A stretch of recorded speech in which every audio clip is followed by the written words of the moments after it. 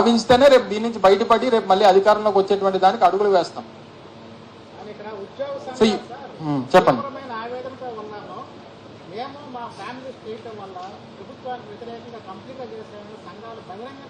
సరే ఇప్పుడు ప్రతిదీ ఇప్పుడు మేము పథకాలు ఇచ్చినటువంటి వారు లేదా పథకాలు తీసుకున్నటువంటి వారు లేదా ఇళ్ల పట్టాలు ఇచ్చినటువంటి వారు వివిధ సంక్షేమ కార్యక్రమాలు ఇచ్చినటువంటి వారు ఏ చేసినా వచ్చినటువంటి ఫలితాన్ని తర్వాత దీన్ని క్లెయిమ్ చేసుకుని మా వల్ల మీరు ఓడిపోయారు అనేటువంటి ప్రతి ఒక్కరు చెప్తారు.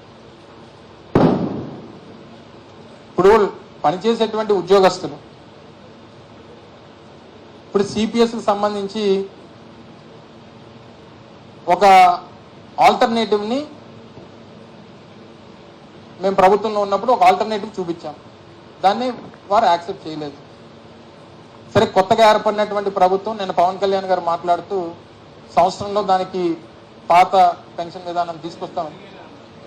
సరే ఓన్లే ఆయన నాకు అర్థమైంది చెప్తున్నాను, నువ్వేం కరెక్షన్ ఉన్న తర్వాత చెప్దు కానీ ఇప్పుడు అంతా మీదే రాజ్యం, ఎంగేట్ నువ్వు ఎలా చెప్తాను చేస్తా. అదే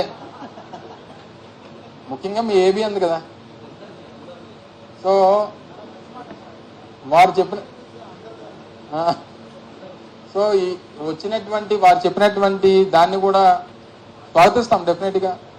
మాకంటే మెరుగైనటువంటి ఆల్టర్నేటివ్నో లేదా పాత పెన్షన్ విధానాన్నో వారు తీసుకొస్తారంటే డెఫినెట్గా వాళ్ళు స్వాగతిస్తారు, ఇప్పుడు వాళ్ళతో నిలబడతారు, తప్పలేదు కదా.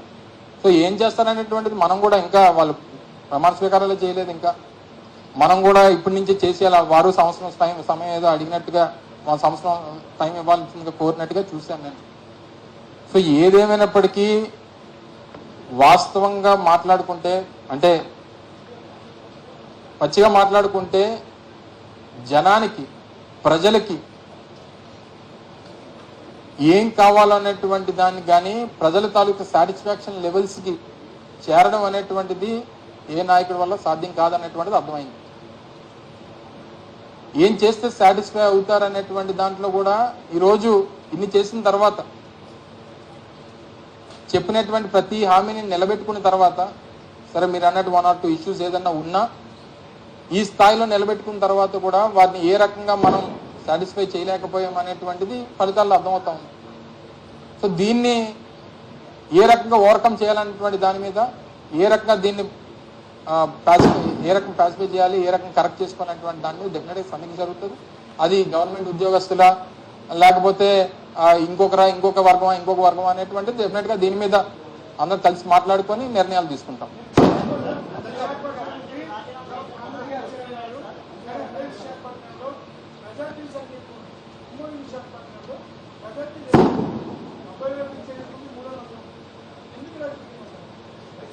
పర్సంటేజ్ మీరు ఇప్పుడు విశాఖపట్నంలో 90,000 దాటినటువంటి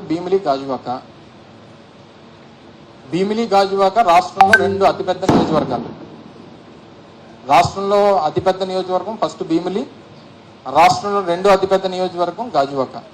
3,55,000 ఓట్లు భీమిలిలో, 3,35,000 ఓట్లు గాజువాకలో ఉన్నాయి. మీరు పర్సంటేజ్ ఆఫ్ ఓటింగ్ చూసిన తర్వాత గతంలో వచ్చినటువంటి ఓటింగ్స్, గతంలో నాగిరెడ్డి గారు గాజువాకలో గెలిచినప్పుడు వచ్చినటువంటి ఓట్లు 72,000, నేను ఓడిపోయినప్పుడు 64,000 వచ్చాయి నాకు. సో గతం కన్నా ఒక 8,000 ఓట్లు వైఎస్ఆర్ కాంగ్రెస్ పార్టీకి నష్టం కలిగింది. కానీ ఇందులో జరిగినటువంటి రాష్ట్ర వ్యాప్తంగా ఈ స్థాయిలో మేజర్ కాన్స్టిట్యున్సీస్లో మెజారిటీస్ రావడానికి గల కారణం ఓట్ ట్రాన్స్ఫర్ అనేటువంటిది కూటమి పార్టీల మధ్య 100% జరిగింది అనేటువంటిది కనబడతా ఉంది. అంటే ఏ రాజకీయ పార్టీ పోటీ చేసినా వారితో కలిసి ఉన్నటువంటి మిగిలినటువంటి 2 రాజకీయ పార్టీలకు సంబంధించినటువంటి ఓట్ ట్రాన్స్ఫర్ అనేటువంటిది 100% వారికి జరిగింది. సో సహజంగా ఏమనుకుంటాం, నా సామాజిక వర్గానికి చెందినటువంటివో లేదా నా ప్రాంతానికి సంబంధించినటువంటివో లేకపోతే నా వర్గానికి సంబంధించినటువంటి ఓట్లో కనీసం ఆ పార్టీ పోటీ చేయట్లేదు కాబట్టి ఆ పార్టీ నుంచి కొంతనే నాకు వస్తుందని చెప్పి ఆశించినటువంటి వారు చాలా మంది ఉన్నారు రాష్ట్రంలో. అంటే మా పార్టీ తరఫు నుంచి పోటీ చేసినటువంటి వారు ఇంక్లూడింగ్ నాతో సహా. ఆ ఓట్ ట్రాన్స్ఫర్ అనేది గతంలో 56,000 పల్లా శ్రీనివాస్ గారికి 2019లో వచ్చాయి, 58,000 ఓట్లు పవన్ కళ్యాణ్ గారికి వచ్చాయి. ఇవి రెండు కలిపితే దాదాపు 1,20,000 ఓట్లు. 100% ఓట్ ట్రాన్స్ఫర్ అనేటువంటి జరిగిపోయింది. దాంతోపాటు గాజువాక సంబంధించి అంటే స్పెసిఫిక్ గా నేను గాజువాక నేను ఎందుకు చెప్తున్నానంటే నేను రిప్రజెంట్ పోటీ చేసినటువంటి కాన్స్టిట్యున్సీ కాబట్టి అక్కడ ఉన్నటువంటి ఇష్యూస్, స్టీల్ ప్లాంట్ ఇష్యూ కానీ లేకపోతే ఇంకోటి కానీ, ఇప్పుడు వారికి కూడా అవకాశం వచ్చింది. సరే, జగన్మోహన్ రెడ్డి గారు వచ్చి మీరు కూటమికి ఓటేస్తే మీరు ప్రైవేటైజేషన్ కి మద్దతు పలికినట్టే అనేటువంటి మాట చెప్పినా కూటమికి ఓటేశారు. కానీ ఈరోజు కేంద్రంలో ఉన్నటువంటి పరిస్థితులు, తెలుగుదేశం పార్టీ అవసరం ఈరోజు కేంద్రంలో భారతీయ జనతా పార్టీ పడింది. ఈరోజు తెలుగుదేశం పార్టీని నిన్న జరిగినటువంటి ఎన్డీఏ సమావేశంలో, సరే నిన్న ఇనీషియల్ గా ఆ డిస్కషన్ జరగకపోవచ్చు, కానీ రేపు ప్రభుత్వం ఏర్పాటు చేసిన తర్వాత ప్రధానమంత్రి గారిని, ఎన్డీఏని మేము కోరేది ఏంటంటే, ఈరోజు తెలుగుదేశం పార్టీ అవసరం కేంద్రంలో పడింది కాబట్టి, కేంద్ర ప్రభుత్వం ఏర్పాటు అవడానికి పడింది కాబట్టి, ఇప్పటికన్నా స్టీల్ ప్లాంట్ ప్రైవేటీకరణ విషయంలో వారు ఇచ్చేటువంటి మద్దతుని వారు ఒక రీజనింగ్, వారు ఒక కారణంగా స్టీల్ ప్లాంట్ ప్రైవేటీకరణని విత్డ్రా చేసుకోమని చెప్పాలనేటువంటిది మా ఆశిస్తా ఉన్నాం. దానికి కూడా స్టీల్ ప్లాంట్ ఉన్నటువంటి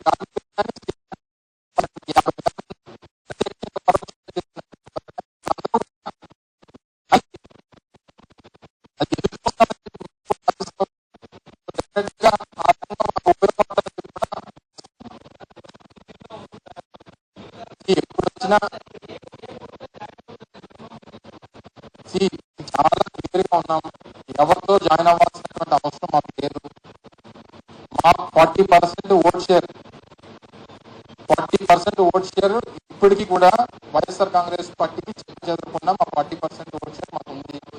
గతంలో 49.95 49.85 ఓట్ షేర్ అనేటువంటి గతంలో వచ్చింది.